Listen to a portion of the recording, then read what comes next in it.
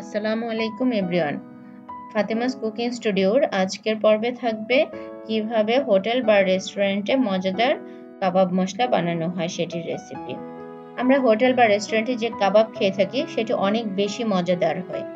এর পেছনে রয়েছে সিক্রেট একটি কাবাব মশলা। আজকের পর্বে আমি হোটেল বা রেস্টুরেন্টে ব্যবহৃত সিক্রেট স্পেশাল কাবাব মশলাটি ঘরে কিভাবে বানানো যায় সেটি আপনাদেরকে দেখাবো। এই মশলা দিয়ে আপনারা মাছ বা মাংসের যে কোনো ধরনের কাবাব বানাতে পারবেন। কাবাব মশলায় রেগুলার ব্যবহৃত মশলার পাশাপাশি কিছু স্পেশাল মশলা ব্যবহার করা হয়। সেগুলো আপনারা বড় সুপার শপ বা বাজারের বড় মশলার দোকান থেকে কিনে নিতে পারবেন।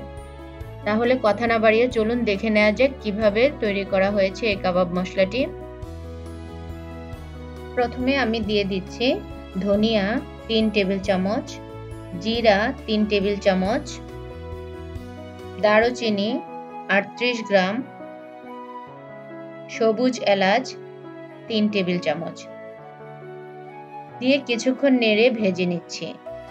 তারপর আরো দিয়ে দিচ্ছি তেজপাতা 4-5টি, শুকনা মরিচ 4টি, জয়ত্রী বড় সাইজের 6 পিস, স্টার এনিস 8 পিস, লবঙ্গ 1 টেবিল চামচ। এই মশলাটাকে পিপল বলা হয়। দিয়ে দিচ্ছি 8 পিস। এটি বোম্বাই মরিচের মতো ঝাল হয়ে থাকে। কালো এলাচ 9 পিস, এটি স্মোকি ফ্লেভারে হয়ে থাকে। কালো গোলমরিচ 1 টেবিল চামচ, সাদা গোলমরিচ 1.5 টেবিল চামচ, সাদা সরিষা 1 টেবিল চামচ, জয়ফল গ্রাইন্ডারে গ্রাইন্ড করতে সমস্যা হবে তাই আমি ভেঙে দিয়েছি 3টি, মৌরি 1 টেবিল চামচ। মৌরি অনেকটা মিষ্টি ফ্লেভারে হয়ে থাকে, এটাকে অনেকে মিষ্টি জিরাও বলে থাকে। কাবাব চিনি 1 টেবিল চামচ, এটি দেখতে কালো গোলমরিচের মতো কিন্তু এটি পেছনে ছোট একটি স্টিক আছে। মেথি 1 টেবিল চামচ, শাহি জিরা 1.5 টেবিল চামচ, কিন্তু অনেকে শাহি জিরাকে সাত জিরাও বলে থাকে। রাঁধুনি 1 টেবিল চামচ, এটি রাঁধুনি ব্র্যান্ডের মশলা না, এটার নামই হচ্ছে রাঁধুনি। আজওয়ান 1 টেবিল চামচ, আজওয়ান ও রাঁধুনি দেখতে একই রকম কিন্তু স্বাদ ও রঙের মধ্যে পার্থক্য রয়েছে।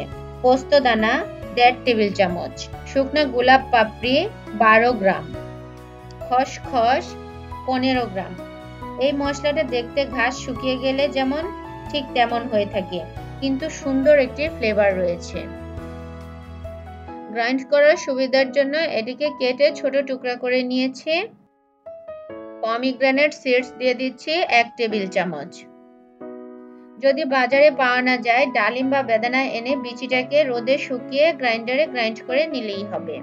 যষ্টি মধু 7 পিস, এটি অনেকে মধু মনে করতে পারেন কিন্তু আসলে যষ্টি মধু কোনো ধরনের মধু নয়, এটি একটি গাছের শেকড়, এটির স্বাদ অনেকটা মিষ্টি হয়ে থাকে। এটিকে আমি হামানদিস্তা দিয়ে ভেঙে দিচ্ছি। একাঙ্গি 1 টেবিল চামচ, দেখতে অনেকটা শুকনো আদার মতো। আদা শুট বড় 1 পিস, থাই আদাটা ড্রাই করে নিয়েছে, আমাদের দেশীয় আদার মতো না, এটি মিষ্টি হয়ে থাকে। আরো দিয়ে দিচ্ছি বচ 3 পিস।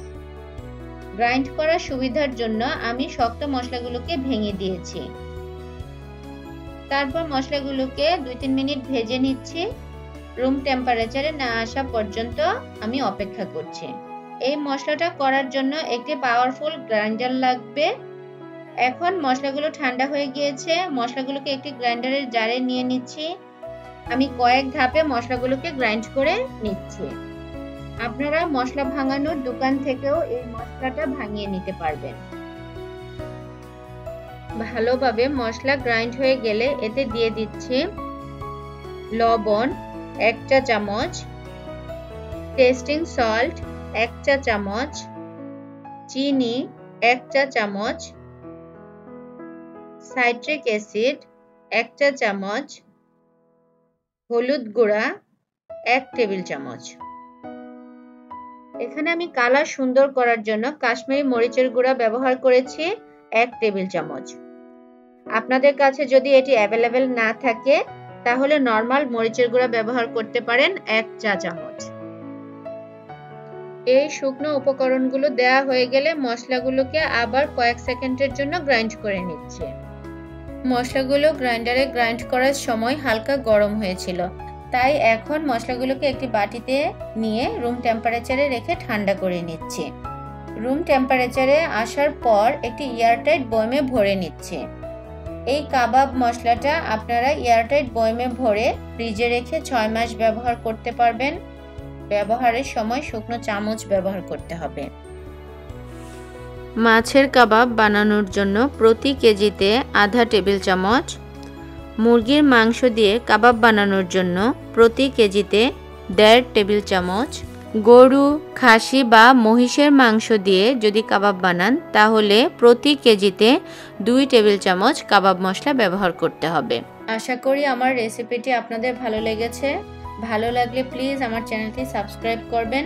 হোটেল বা রেস্টুরেন্টে ব্যবহৃত এই স্পেশাল কাবাব মশলা দিয়ে বানানো কাবাবের রেসিপি খুব শীঘ্রই আমার চ্যানেলে আসছে।